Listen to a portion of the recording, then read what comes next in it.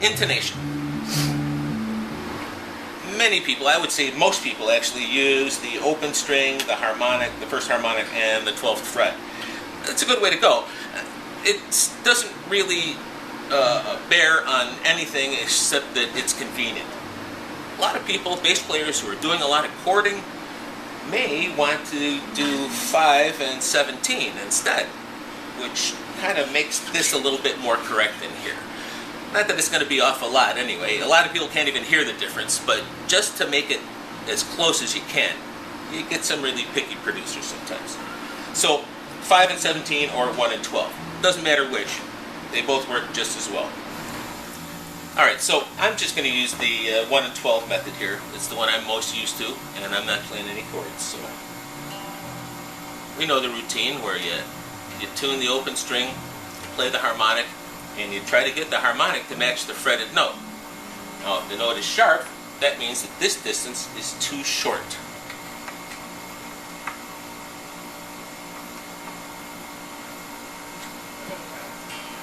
You have to retune after each adjustment because every adjustment changes the curvature of your fingerboard, and then the measurements read different.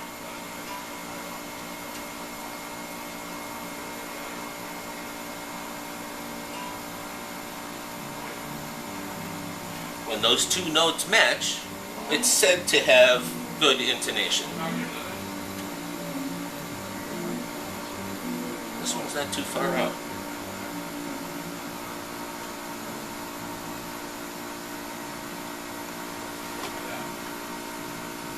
Not too bad, just the one string. Now on to pickup heights.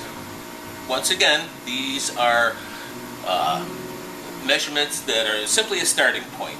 The pickup heights are a good way to voice your instrument. If you want to hear more treble, more bass, you can move the pickups in and out accordingly. With this type of pickup, we like to keep this side about 8/64 underneath the string, and this side about 10/64. Reason is that these coils put out very even amounts of current, so we want this side, which is going to, because the string is so much larger, we want this side to not be so much louder than this side. So this side will be a little bit further away. We start with a measurement of 7/64 under the G string and 10/64 under the E string. Once again, these measurements are simply starting points, and I urge you to play around with these measurements. Change them. See what works for you. On this pickup, normally, on the G string, the measurement will be 9/64, and on the E string, 11/64. More string vibration, more current generated in the coil. The coil should be a little bit further from the string to accommodate that, so that you don't have a serious imbalance between the two pickups. Once again, that's an opinion. You can do it differently. Preamp levels. This is something that you should take a look at in here. There is a tiny little adjustment. And for that you need a special tiny little screwdriver. We adjust it here at the factory, and it's this guy right here. It's just a little tiny potentiometer, and it's your input trimmer. We adjust it so that the pickups just give you, I should say the preamp gives you a little bit of a bump when it's on, not a huge difference. You can turn it up to ridiculous if you think that's appropriate for your music. Right next to the trim pot is a group of pencil switches.